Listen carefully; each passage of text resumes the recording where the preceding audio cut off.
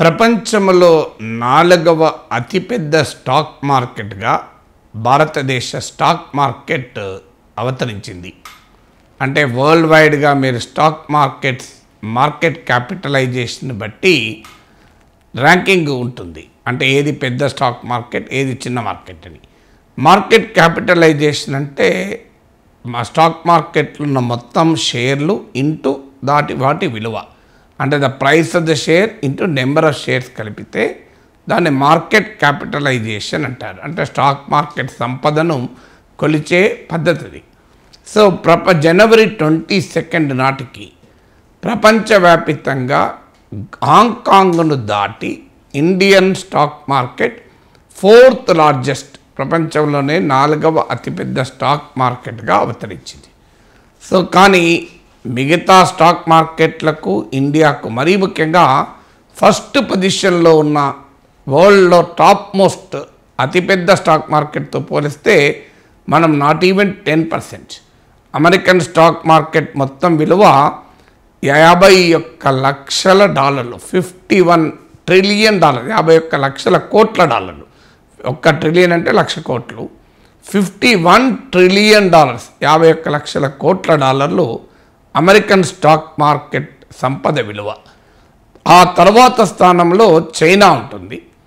China stock market విలువ $8.5 trillion, 8.5 లక్షల కోట్ల డాలర్లు. ఇక ప్రపంచంలో స్టాక్ మార్కెట్ సంపదలో 3rd పొజిషన్ జపాన్ది. Japan stock market total market capitalization $6.5 లక్షల కోట్ల డాలర్లు, $6.5 ట్రిలియన్. మన దేశానిది $4.3 ట్రిలియన్, 4 లక్షల కోట్లకు పైన, 4,30,000 కోట్ల డాలర్లు. 4.3 ట్రిలియన్, 4,30,000 కోట్ల డాలర్లు. హాంకాంగ్ది 4,29,000 కోట్ల డాలర్లు జనవరి 22 నాటికి. అందువల్ల మన హాంకాంగ్ను దాటి 4th పొజిషన్కి వచ్చాం. అంటే అమెరికా 51 ట్రిలియన్, 51 లక్షల కోట్ల డాలర్లు.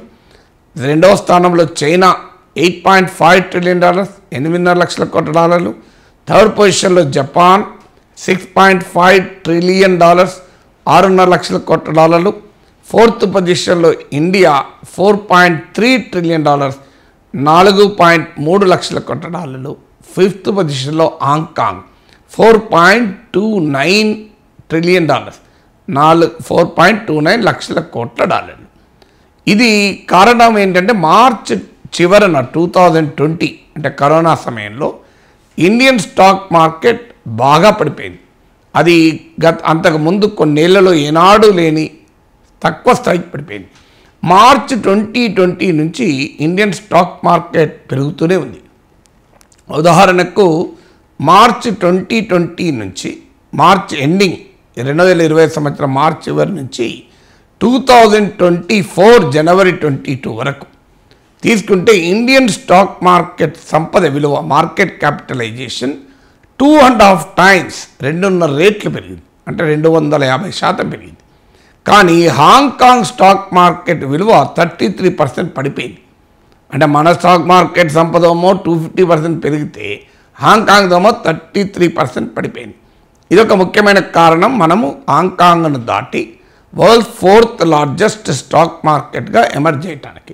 దీనికి అనేక అంతర్జాతీయమైన, దేశీయమైన కారణాలు దోహదం చేశాయి.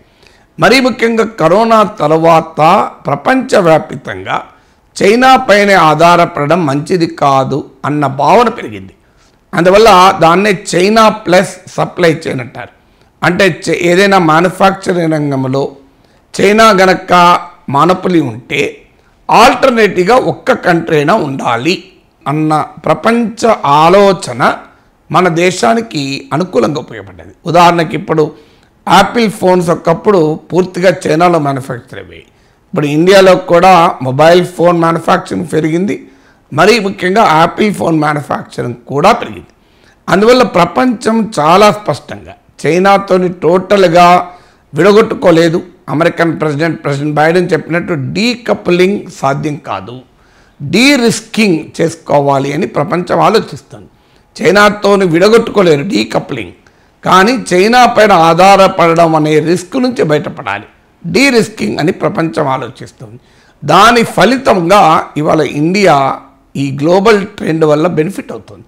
ఇక రెండవది, కరోనా తర్వాత చైనా ఎకానమీలో చాలా ప్రొలాంగ్డ్ స్లోడౌన్ ఉంది.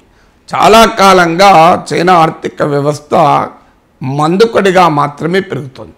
ఇందుకు భిన్నంగా ఇండియన్ ఎకానమీ చాలా వేగంగా రికవర్ అయింది, వేగంగా పెరుగుతుంది.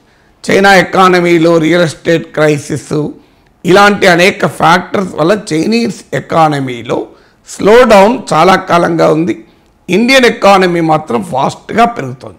ఫలితంగా ఫారిన్ ఇన్వెస్టర్స్, విదేశీ పెట్టుబడులను సూచించేటువంటి ఫండ్ మేనేజర్స్ ఇండియన్ స్టాక్ మార్కెట్కు తమ ఎలకేషన్ను పెంచారు.